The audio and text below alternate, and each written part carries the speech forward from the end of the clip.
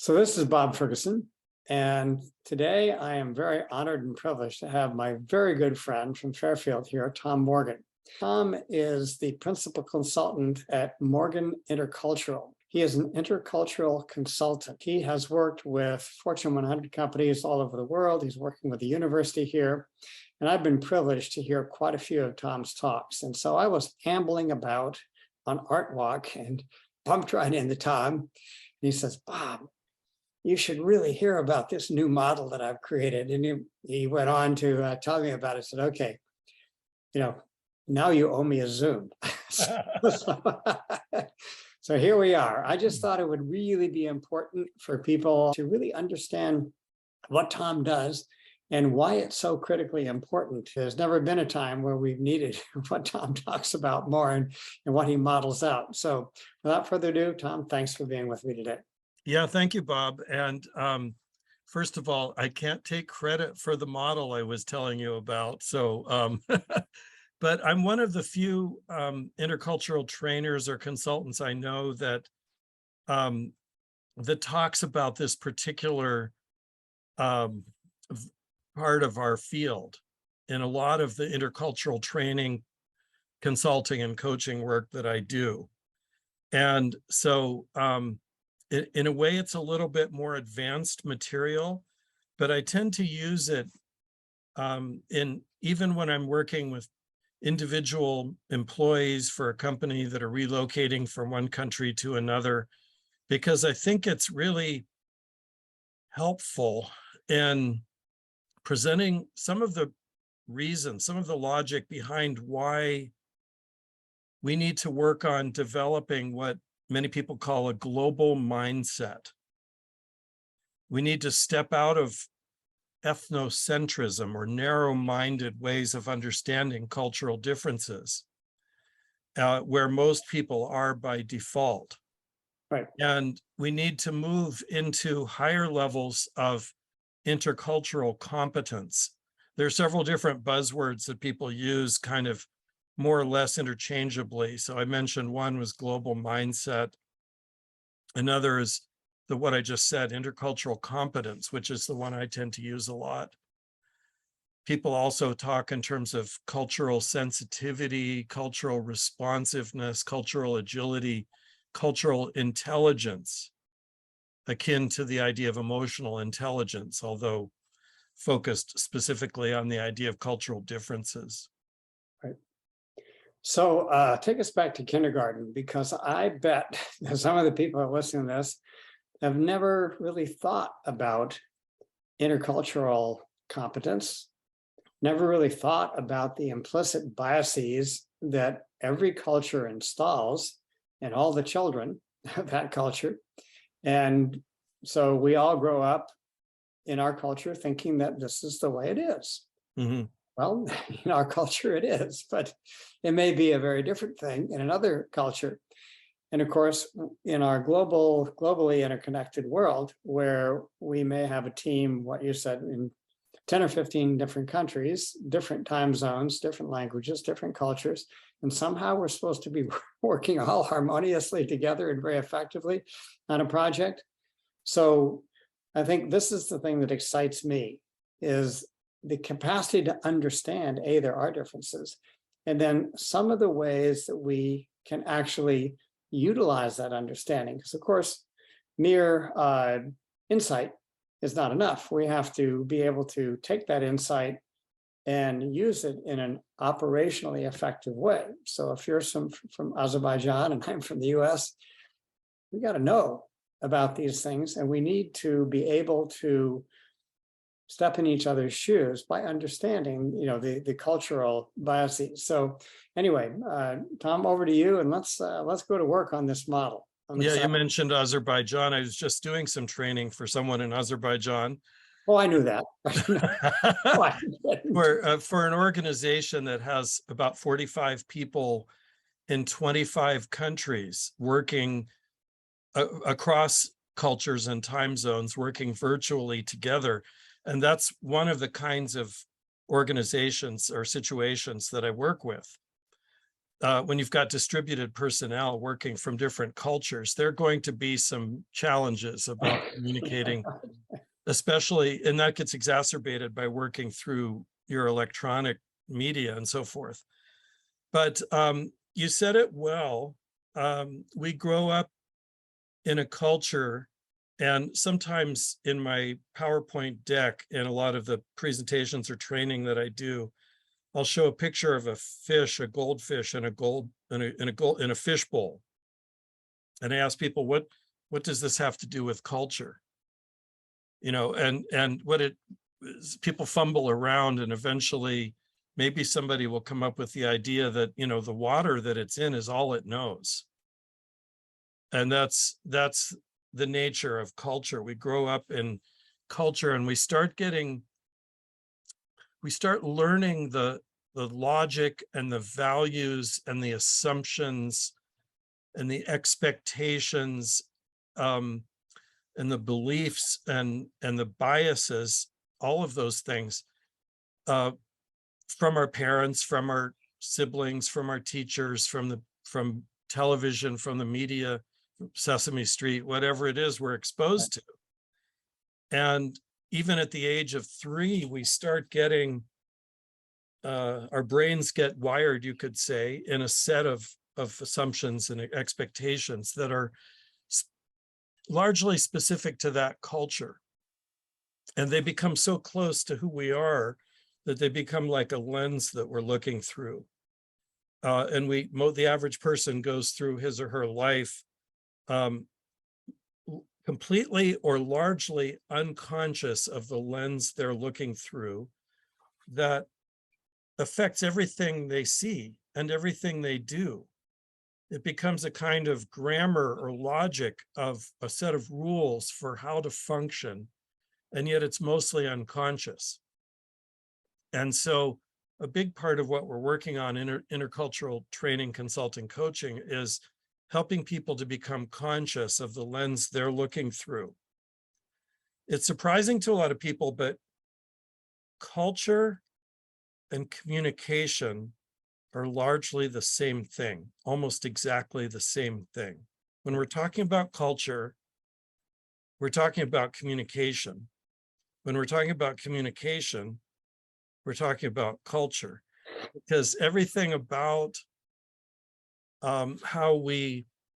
everything about culture is communicated one way or another.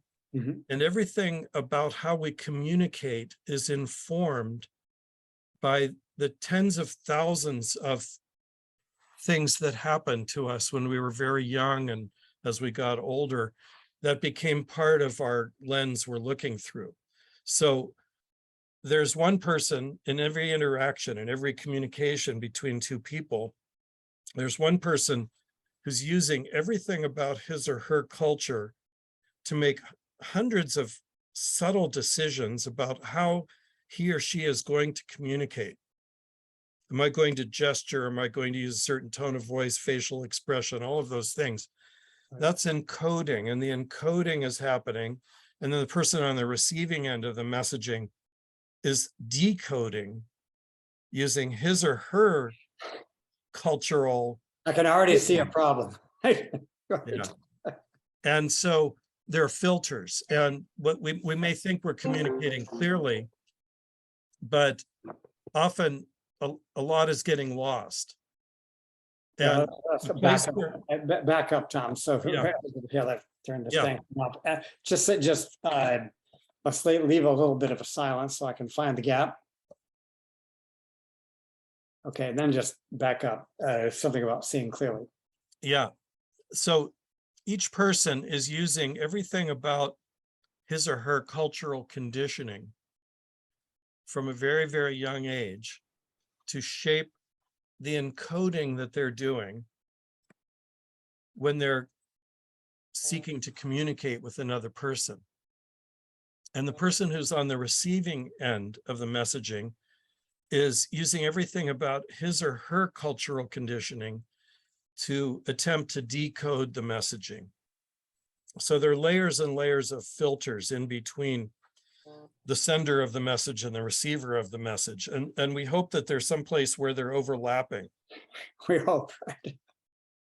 And so a lot of communication, my point that I was trying to get at is communication and culture are really the same thing. And that's a kind of, can be sort of mind-blowing point for a lot of people, but I say, make the point to try to expand people's awareness about just how significant this field of intercultural communication is. The field of intercultural communication, about 60, 70 years old now. And the founders of the field, I'm old enough and have been in the field long enough to have been able to have been fortunate to have been able to rub shoulders with some of those founders of the field.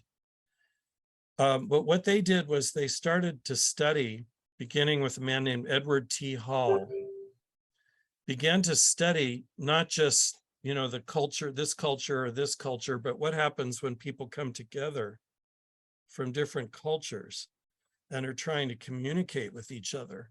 But each person is shaped by their upbringing and their background, religious background, the region of the country they come from, the gender, the generation, all of the different things that shape us as human beings. We're all part of a national culture. We're also all part of maybe 40 or so what we could call subcultures, co-cultures.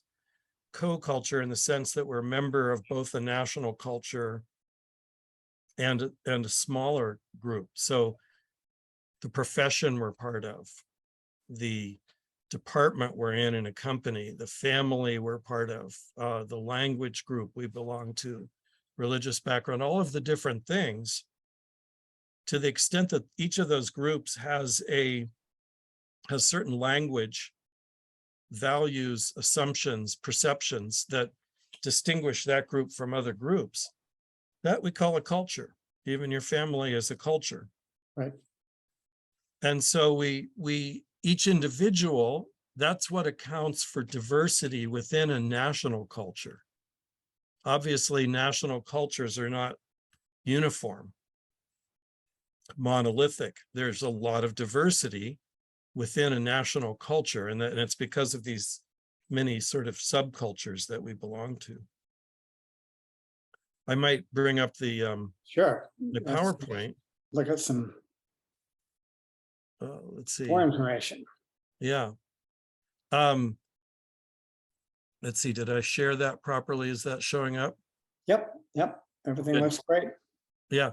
So doing developing intercultural competence is the underlying theme of really pretty much everything that I do in working with individuals or executives or families that are relocating from one country to another, working with multicultural teams that are working across cultures, doing diversity, equity, inclusion work, many different kinds of situations where ultimately what we're really working on is developing intercultural competence, developing global mindset. So Bob was interested in this very specific thing that I was talking to him about. Well, the next slide shows companies that I've worked with over the years since about 2004. Each one different stories to tell. Many stories there. That's the next Zoom we'll do. Right. And there are more now. The logos don't fit anymore, but anyway, there are lots of store working with Cirque du Soleil, going to China, working with Disney studios, helping them to work with Bollywood studios so they could have film projects together, and working with a lot of the big global accounting firms and so forth. But what it really comes down to is this idea of what we call dimensions of culture. And that's an awful lot of what we work with. The dimension of culture just means often it's in the form of a continuum. For example, you see the third one down on the left in blue, indirect versus direct. So some cultures are more direct and some cultures are more indirect. And what tends to happen is the direct people think that their direct communication style is the right way to do it. If you're being indirect, there's something a little wrong with you, and so sometimes I'll do an exercise. I'll have a group of people in a training room and I'll say, and they took an assessment that gave them their profile. And it might look like this one that I'm showing you here, where they got their individual profile. And in this case, 17 dimensions of culture. So they might see that, oh, I'm a fixed time person and I'm a doing person, and I'm a direct communicator and so forth. So I'll ask now, how many of you scored as having a direct style? If it's in the US, quite a few hands will go up typically. And then, okay, what are some words you might use to describe the indirect people? And they'll bring up some words, wishy-washy, vague, some inefficient, time-consuming, they beat around the bush, something like that. Those people will bring up words like that. And then I'll ask, okay, how many scored as indirect? And some people will raise their hands. And what are some words that you would use to describe the direct people? Rude, blunt, harsh, in your face, what? And so whatever. And then I'll ask, what kinds of words were those? Both groups of words that you all brought up. Eventually, usually, somebody will say judgmental. They're all judgmental words.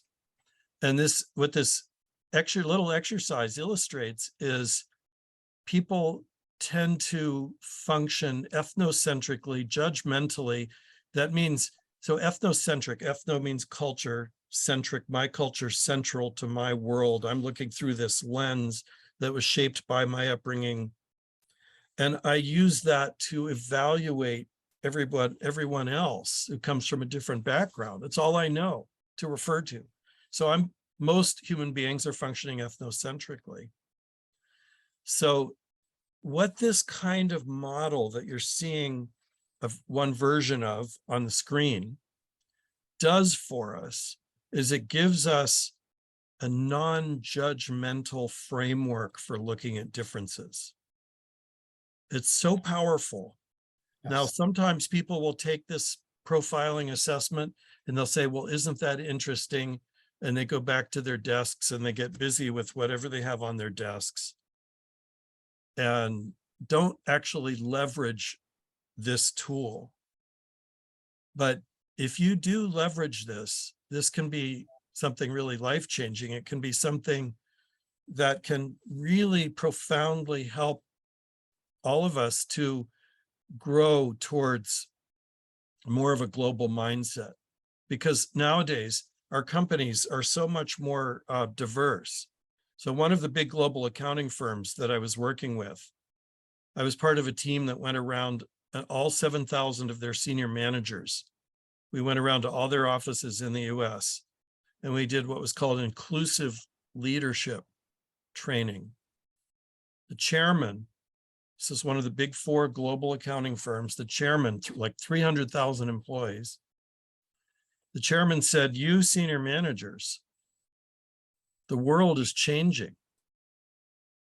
Our context, business context is changing. We have very much more diverse talent pool. We're getting many more employees from India and China. It's much more diverse than ever before. Our revenues now are more than 60% from outside the United States. Our clients are more diverse. 2/3 of the workforce in the United States now are women and people of color. 67% of our employees are Gen Y. The baby boomers are declining to almost nothing at this point. But The generational differences are there. Our client companies are asking us for more diverse engagement teams. So if we have a client in Bangalore, India, and we send 8 white guys from Missouri, it's not a good match. It feels strange. It feels somehow inappropriate. So the chairman at the firm, I'll call it, said, you senior managers, you have to become what we call inclusive leaders. And this, what you're seeing on the screen, is one of the tools we used. They all took this assessment. They got their individual profiles and they saw, okay, I'm a direct communicator, but I have this employee that I'm working with who's a more indirect communicator. Previously, I would have thought that direct style that I'm used to is the only right way. But now we're being told we have to expand our bandwidth of acceptable styles for getting work done because we're a global organization. So this is part of global mindset. And so this particular model, for example, now I do a lot of work with India. I've worked with over 100 companies doing business in India, and a lot of companies in India doing business in the West. I've worked with CEOs going to India, like Starbucks, the CEO of Tata Starbucks India. So I'm going to show you the profile of the US overall. We could call it the aggregate profile for the US and the aggregate profile for India. The blue circles will be for India and the red circles for the US. Now, in a short little time we have, I'm not going to be able to define all these dimensions, but this will give you some sense of it. So there you see India fluid, US fixed, how we perceive time. India, more being-oriented culture. This is often also called relationship-oriented culture, very important dimension. US, more doing-oriented or task-oriented. So we're part of a culture where we tend to begin with the business, and maybe later on we get to the relationship, or maybe not. But many of the world's cultures, you begin with the relationship, and maybe you get to the task that has to be done, or maybe not. Indirect versus direct, expressive versus instrumental, formal versus informal, particularistic versus universalistic, multi-focused, single-focused, on and on. So now some overlap, but a lot of them, you can see it's almost like a mirror image. Yeah. Individualistic, collectivistic. The US consistently tests as the most individualistic culture in the world. This has huge implications for everything we're doing in interacting with people from different backgrounds. India is a kind of moderately group-oriented culture, not as collectivistic or group-oriented as some other cultures. And so what the model that I was discussing with you, Bob, the other day is we took 2 of these dimensions, Yep. and we did something that gives you some more information. We cross-referenced 2 of these dimensions. You see in the orange box there, one of the dimensions says hierarchy versus equality. It's often called power distance. How hierarchical is the culture versus how kind of flat, egalitarian? How concentrated is power versus how much is the culture more about shared power?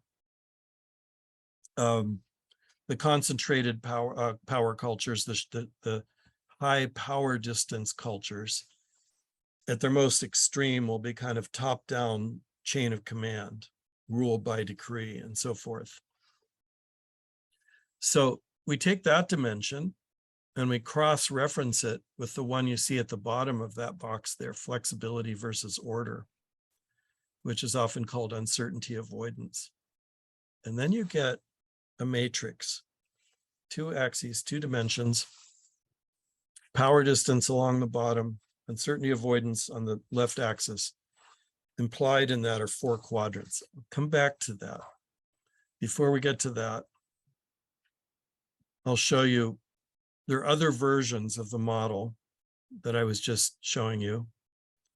I work with different intercultural companies and they each have their preferred model. This is another one. I'm going to show you in this case, 9 dimensions of culture, the US profile versus the profile for Thailand. Lately, I've been doing a lot of work with a company in the US Midwest that has a joint venture with a company in Thailand. So I've been training Thai people relocating to the US, and then I've been training the US people to understand Thai culture. So we look first at this glimpse of the US profile versus the Thai profile. And then you start to see what we call culture gaps that are there between the overall US pattern and the overall Thailand pattern. The bigger the gap, the more of a red flag needs to go up in the person's awareness that, oh, we need to pay attention to this gap. We need to develop strategies that allow us to think about how, in some cases, we may be the ones modifying our behavior in order to switch styles to a certain context. Or in other situations, it may be the person we're mentoring or coaching who's coming here or something like that. Different situations call for different approaches. But basically, we all need to be aware, if we're working across cultures, of these kinds of differences. And the bigger the gap, the more it should get our attention.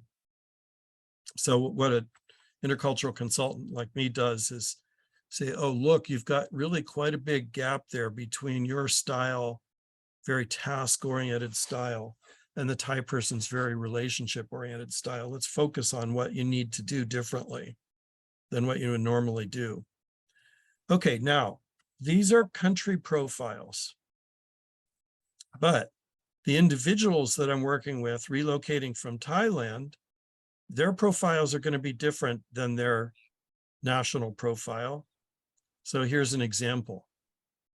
A person I was working with, this person's profile was, in some cases, kind of in the middle, in some cases, pretty close to the US. And in some cases, a little bit of a culture gap there. So it can be anything, but often the people that I work with who are going on international assignments, their profiles end up being somewhere in the middle.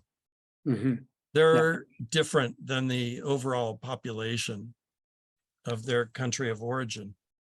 So I just wanted to make that point. Each of us, our profiles are going to be different than in the national profile. So you have to understand the national profile, but you also have to understand that each individual we're working with can be, think of a bell curve. So there's a bell curve that represents US, like if the bottom axis is individualistic on this end of the axis, and on the other end, it's group oriented. The US bell curve overall will be closer to the individualistic end. The Thai bell curve will be closer to the group end. But any one individual from Thai culture can be anywhere on that bell curve. So you have to interact with each individual as an individual, but come forewarned, forearmed with the knowledge of the overall profile for the country. So that gives you, this sort of lays the groundwork for the little thing that I was telling Bob about the other evening, because you have to understand this idea of these dimensions of culture. And these are keys for unlocking the hidden logic of cultural differences. Half of the equation is, what is your cultural logic? What is your cultural lens you're looking through? So half of our work as intercultural consultants is helping the person to raise their level of cultural self-awareness. And then the other half is the cultural other awareness part. You work on those things, you're empowered to be much more effective in working across cultures. So this is another one, somebody from Taiwan that I was working with. Again, this person's profile was pretty much Amazing. middle. Right in the middle, right? Yeah, very much in the middle. This can be also, if the person's been working with a multinational company for some years, they may have been influenced by that work context Right. that kind of shaped how they see things and do things, Mhm. especially if it's a US-based company or whatever. So I'll just show you one of the little things that these kinds of models, how we can apply them. Let's say you're at a company and you're forming a team, you're the team lead, and you have to gather a group of, I don't know, maybe 18 people on this team. A smart person would give them one of these cultural profile assessment tools. So every member of the team beforehand. And then you would get your results back and you would see, oh, we're just looking at one dimension of culture, the one we called power distance. How hierarchical is the culture? And look at this. Okay, I'm the team lead there. And I score as having a strong preference for a more egalitarian, low power distance, kind of not very hierarchical management style. But look at this.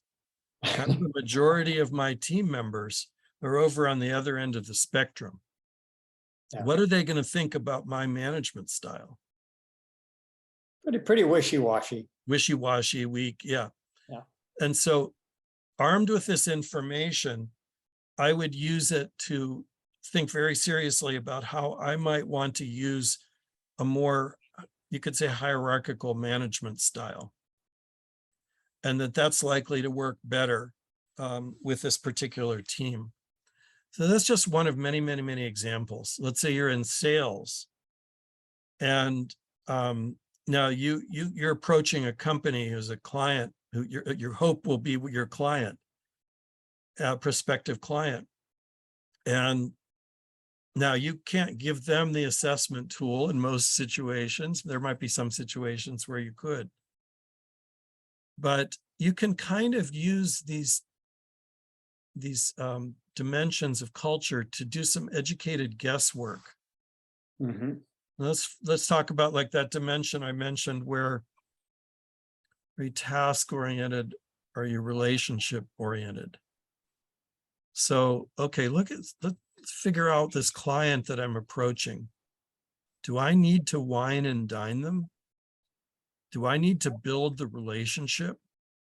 Do I need to spend quite a bit of time with them before they have a sense of trust and will be okay about working with me before we close the deal? Or can I just go right in and say, here's the contract, you know, if you sign here, we're good to go.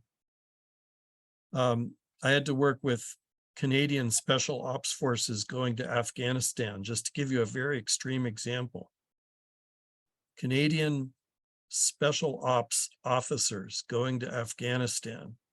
Who's more task-oriented than the military in US and Canada?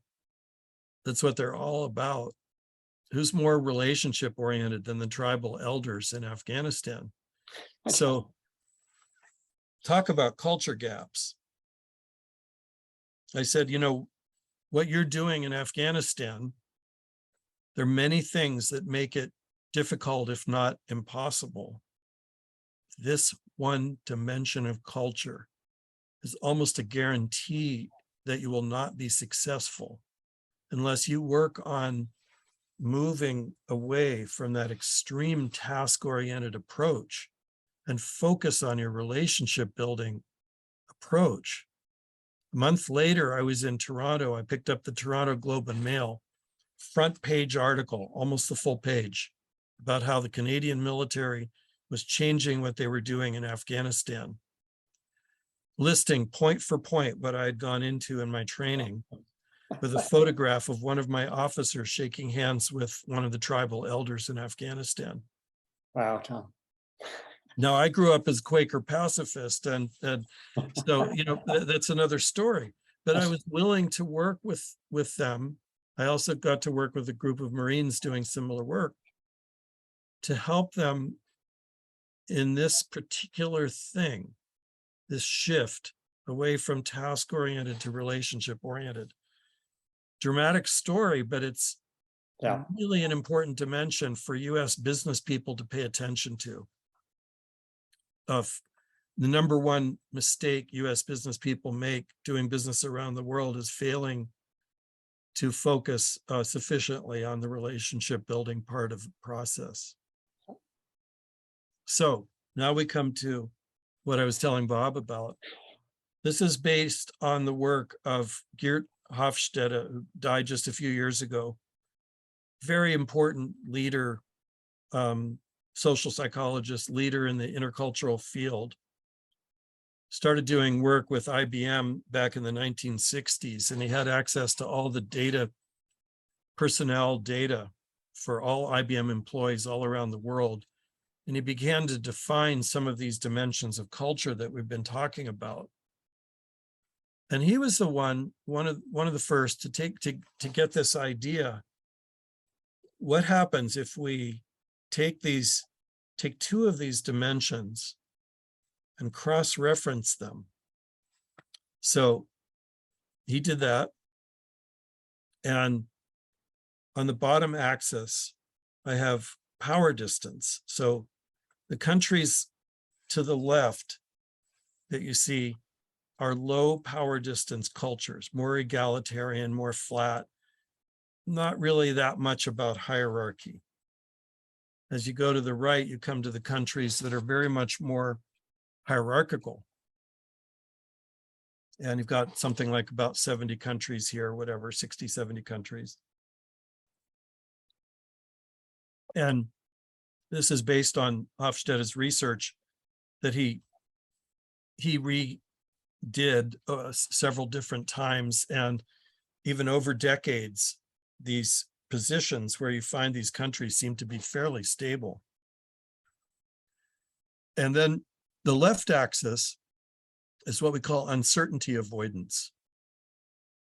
In that first chart I had, it was order and flexibility, but I'll explain. So the upper end of that axis, what we call weak uncertainty avoidance, those are cultures that are okay with things being unpredictable, uncertain, ambiguous.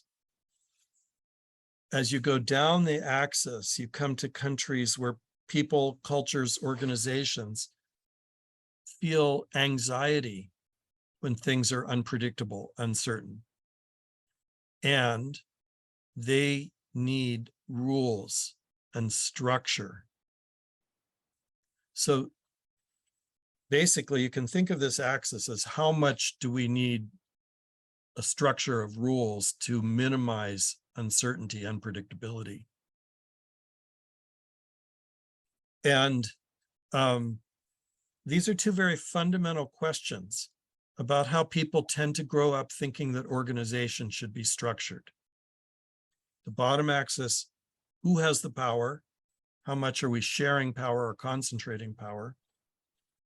Left axis, what are our rules? What's our structure of rules going to look like?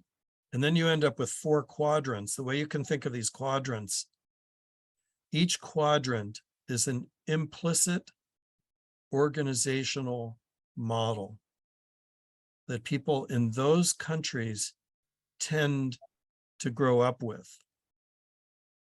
And again, within each national culture, there will be a lot of diversity. But overall, you can say that people in, let's say, France, bottom right quadrant, overall, France is one of the more high power distance cultures in Europe. So you can say people growing up in France, in Guatemala, Turkey, Russia, especially Panama, they're going to be used to a lot of hierarchy. And they're going to be used to kind of a lot of rules.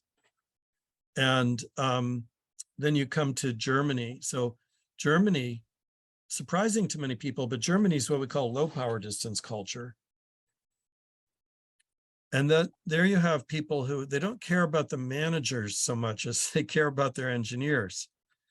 And then you have US and UK in the upper left quadrant, relatively low power distance cultures. And we don't care quite as much about the rules as some other countries do. And then you have India and China in this quadrant where you have traditionally a lot of family-run businesses. Now, there's a business school in Paris called INSEAD, and there was a teacher there year after year would give a test, and he had students from France, Germany, and the UK. And every year he would ask a test question. And it was the same test question, very simple. Here's the question. There are two department heads in a company. They have a conflict. How should they resolve the conflict?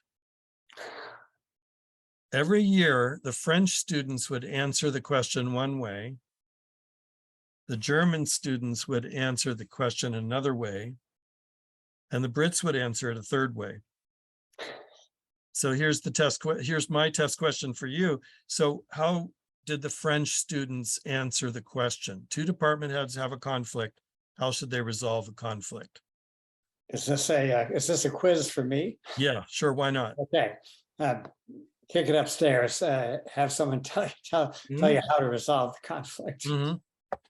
Exactly. And then please, to the person upstairs, please give us clear rules for how we should resolve these conflicts in the future. So escalate the problem to the higher up and then give us clear rules, because you're in this quadrant called the pyramid of power. Hofstede called it the pyramid of power. And then how do the German students answer the test question? You work it out. You talk to you work it out. And please give us clear rules. Yeah, we that's love right. those clear rules. Give us. Right. I've worked with a lot of German-owned companies where the procedural manuals are like the Encyclopedia Britannica. This is how you do it. There are 23 quality control steps. You have to follow step 1 and then step 2. So this is called the well-oiled machine. And then how did the Brits answer the test question? Let's see. So they are weak uncertainty and low power distance. Well, we'll work it out, and we'll work it out, and we'll make up the rules if they don't have. We'll do what we want to do. Exactly. So this is called the village market. We'll work it out. And then what did now in this case, in the story I'm telling, the teacher didn't have students from India, but what would the Indian students say? Well, so they are a weak uncertainty and a high power. So boss, just tell us what to do. Yeah, that's good. It. You just tell us what to do and we'll do it. Yeah. A lot of the businesses in China and India traditionally are family-run businesses. Traditionally, of course, things are changing, and there's a father figure or a grandfather who says, this is how it's going to be. This is how it's going to be. Yeah. It's not so much about the rules, but it's like in more extreme cases, it's kind of rule by decree. Mm-hmm. So I do a lot of work with India and, say US and India. So you're dealing with that upper left quadrant. And a lot of multinational corporations are US based. And what are they doing the last few decades? They're getting rid of hierarchy.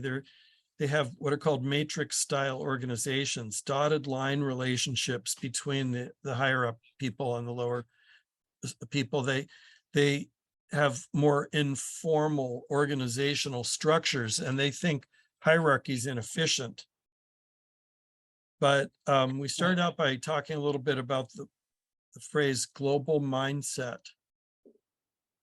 And if you're making the mistake of thinking that the logic of the quadrant you're used to, fits everybody everywhere, you're not functioning with global mindset. So the lesson here is, if you are a global organization or seeking to be a global organization, and you want to work with global mindset, you need to remember that chances are you are operating unconsciously with a set of assumptions that you grew up with. You're operating ethnocentrically, and you have to graduate from ethnocentrism and understand the world. And it's difficult because a lot of these assumptions, we got them when we were 3 years old or 5 years old or 8 years old. And it becomes so much a part of us that we don't know it's even there. So global mindset means understand these cultural differences. And this is just 2 dimensions. Remember that. This chart explains a lot. It doesn't explain everything. Right. Because you got many of these dyad pairs that you would have to, if you're really going to understand it, you'd have to essentially do that quadrant analysis for at least a number of them. Yeah, another one that I use a lot is direct and indirect. So communication style, but another dimension in communication style is instrumental versus expressive, or emotionally restrained versus emotionally expressive. And the cultures of the world tend to fall into these 4 quadrants. So many of us who are of Western European ancestry and are in American, in the business world, we have a preference for a more direct communication style and a more emotionally restrained style. But if I'm going to Saudi Arabia to do business, the Saudi sheikh that I'm meeting with may be used to a more emotionally expressive style. So for him, he may be feeling like, how do I know I can trust this US person, because there's no passion in his communication? Whereas the US person feels that this is the best way to establish credibility and build trust. Well, no, not if you're dealing with cultures that are used to more indirectness and more emotional expression.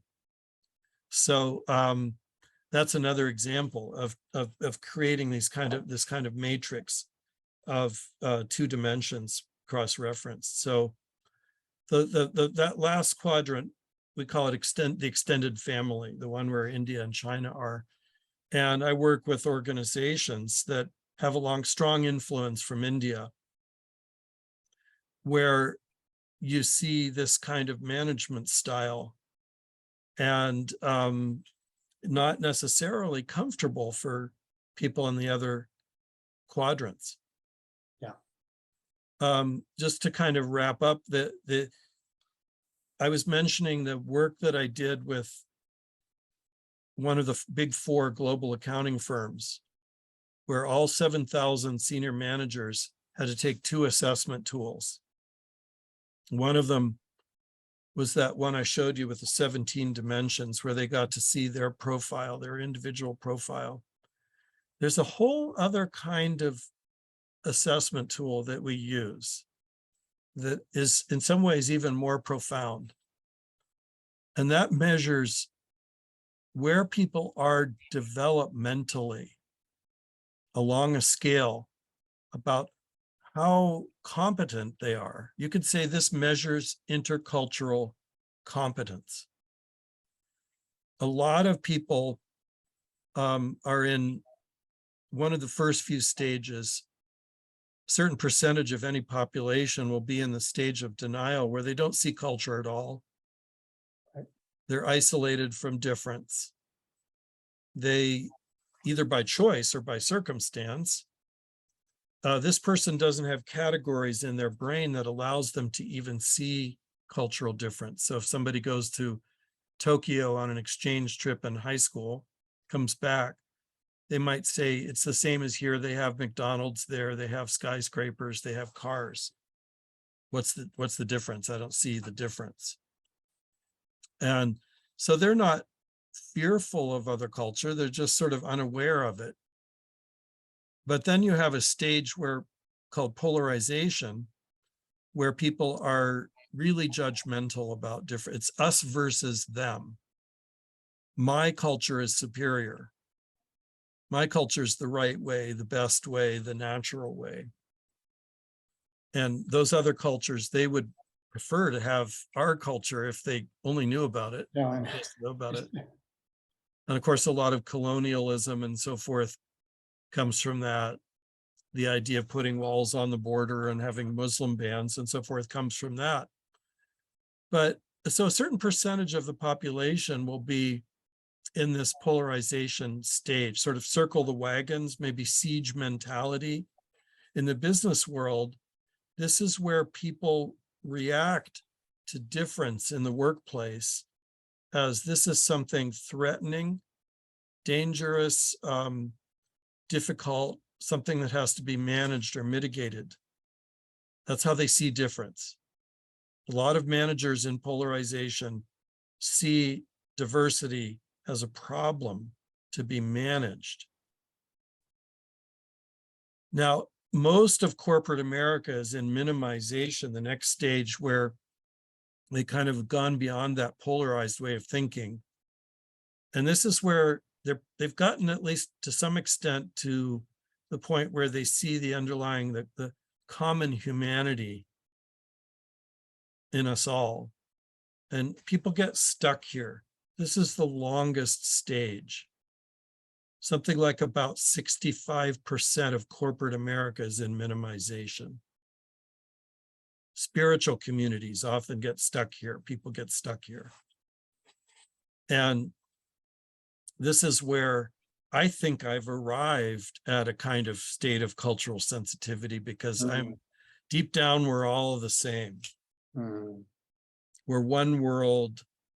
We are the world is my family, all of that sort of thinking. Not that it's not true, but the point is that we're minimizing the differences part. And we're missing a lot. And so if in polarization, we were seeing difference as threatening, dangerous, a problem, in minimization, it's just, we're just kind of not seeing it.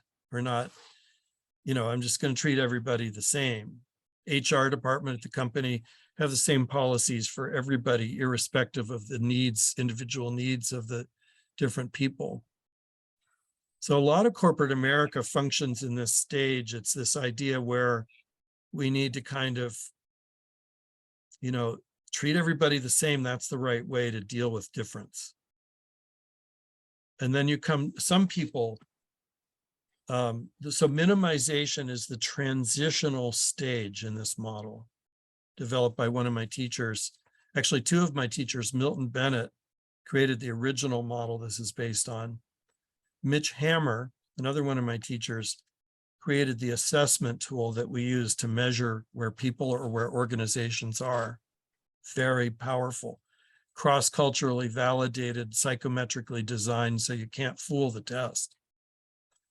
So a lot of people are in minimization. Some people kind of break out of minimization, and that's where they really begin to deeply comprehend differences, where they can really, they see both themselves and others.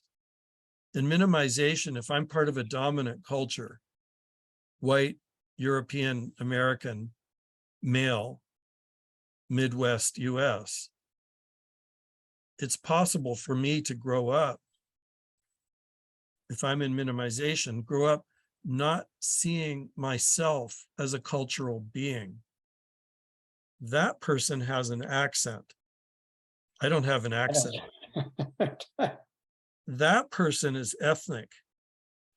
I'm not ethnic. Well,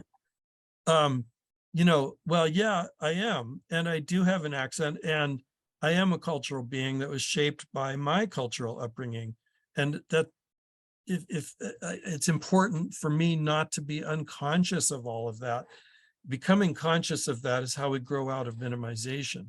Also being able to see difference goes right down to the core of who we are as human beings. So some people are in acceptance. The goal is not tolerance. Tolerance is too weak a word. Yeah. We tolerate a headache. We tolerate a cold. People need to stop talking about teaching tolerance. Now, tolerance is better than intolerance. Tolerance is what happens in minimization. Yeah. Acceptance is a better word. Acceptance is you're really embracing difference and understanding the importance of deeply comprehending it. So now, but still it's kind of cognitive in acceptance. Adaptation is where we actually learn how to modify our behavior in order to function more effectively across differences. So that's intercultural competence. And with the firm that I was working with, so the left end of the spectrum, little intercultural competence, limited concepts, limited experience, ability to shift perspective and behavior. The right end of the spectrum, substantial intercultural competence, extensive concepts, experience, ability to shift perspective and behavior. Left end of the spectrum, ethnocentric, using one's own cultural frame of reference as a basis for evaluating others. Quick example, working with, this is many years ago, somebody from Thailand relocating to work with a big consumer products company you all know the name of. The Thai person, I was hired to work with a Thai person. The US manager that he's meeting needed training as well. He's meeting the Thai person for the first time. The Thai person's not making much eye contact. His handshake is quite gentle by US standards because in many Asian countries, it's the normal handshake is more gentle. His answers to questions are one-word answers. The US boss, how does he read that behavior? How is he seeing that behavior? He may be seeing it as low self-esteem, weakness or something. The Thai person's supposed to be a manager of our US employees. How is he going to be managing our employees if he's so unsure of himself? That is what we call ethnocentric perception, ethnocentric evaluation. It means the US manager, all he knows how to do is refer to his own cultural logic that he grew up with. And he reads the behavior, he misreads the behavior, reads it incorrectly. From the Thai person's context, he's being deferential, respectful to a superior by the standards of his culture. So intercultural competence means being able to read people's behavior in their cultural context. So we have to be able to shift frames of reference, and in acceptance and adaptation, we're finally learning how to do that. And that's what Milton Bennett called ethno-relativism, the ability to interpret and evaluate other people's behavior from more than one cultural perspective. We give them this assessment, the IDI, Intercultural Development Inventory. And I won't say who this group is, but their developmental orientation as a group was right there in the middle, minimization. You see denial 55 to 70, polarization 70 to 85, But then look at minimization, it's twice as long, 85 to 115. This is the transitional stage. There's early minimization and late minimization. Most of corporate America is stuck in minimization. And yet when we give this test, they also get a perceived orientation where they think they are. It's almost universal that everybody thinks they're way up there in acceptance or even adaptation. And where they are developmentally is in minimization or some in polarization. So minimization, about 65% of corporate America is in minimization. In minimization, polarization is given way to a recognition of the common humanity of people. This idea deep down, we're all alike. Cultural differences are just superficial. We don't really need to worry about it too much. Since everyone's essentially like us, it's enough in cross-cultural situations to just be myself. That's what people in minimization think. Doing business around the world and failing. People in business who are in minimization tend to believe they can do business the same way all around the world, wherever they do business. In minimization, there tends to be insensitivity to the true impact and importance of difference. Difference is tolerated, not fully accepted. Minimization is also where people cannot see power and privilege differences. It's why institutional racism continues. So you've got perceived orientation in this particular group where they thought they were in acceptance, and minimization where they were developmentally. That's what's going on in corporate America. That's what's going on in our universities and schools. And so these two assessments that I've talked to you a little bit about, the one where we saw the cultural profile in 17 dimensions, and this one, the IDI, they go together beautifully. What do you do if you've got a group that you're working with that's in minimization? You use that other assessment tool. That's where they begin to see culture deeply. So the IDI tells us where you are. Where they are. Right. And the cultural profile assessment is the what. How do you deal with it? How do you start to see it? How do you start to see what you were not seeing in minimization? So this is incredibly important. The firm I was working with, the global accounting firm chairman, the CEO, the CIO, the Chief Inclusion Officer. Increasingly, companies have chief inclusion officers. Sometimes they just do the work kind of superficially. This is how you do it non-superficially. This is how you get deep. Deep work. Deep work. So wow. the senior managers, they said, do whatever you have to do to move the needle so you're scoring in acceptance and adaptation. So inclusive leadership, do you see diversity as a risk to be mitigated? That's how they see it in polarization. Do you see it as kind of irrelevant? That's how you see it in minimization. Or do you see it as an asset to be leveraged to strengthen your organization and to create an organization where everybody comes to work and gives it everything they've got because they feel included, they feel valued, seen, heard, engaged? It's safer to assume difference and discover similarity than to assume similarity and then bump into difference. This quote is powerful.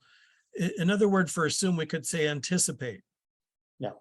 So if you're in minimization, your tendency is to not anticipate difference, missing the difference. So, and this is a good way to wrap it up, is the golden rule. What could be better than the golden rule? Well, so what does the golden rule say? Do unto others as you would have them do unto you, right? Well, there is a better rule. maybe, Bob, you've heard of the platinum rule. Platinum rule. I And can anticipate it, but let's see it. yeah, so this is minimization. The platinum rule: do unto others as they would have done unto themselves. So golden rule: do unto others as you would have them do unto you. Platinum rule: do unto others as they would have. In other words, the whole world of difference is there between the golden rule and the platinum rule. The golden rule is minimization. It's where, well, whatever I would like to have done unto me, I'm going to assume that that's what the other people would also like to have done unto them. The platinum rule is where you're really, let's look at the difference, and set up our organizations and our ways of interacting with each other where we're paying more attention to deeply understanding difference as well as deeply understanding commonality, or basic human commonality. So to wrap it up, the definition of intercultural competence we tend to use related to this model is the ability to shift cultural perspectives, empathize, read culturally diverse situations accurately, and exhibit culturally appropriate behavior in many contexts. Wow, Tom. I got more than I bargained for, and I think we got more than we bargained for, all of our listeners. This is great stuff. Absolutely great stuff. Thanks for spending time with us today. Really a pleasure, Bob. Glad you enjoyed it, and always a pleasure to share.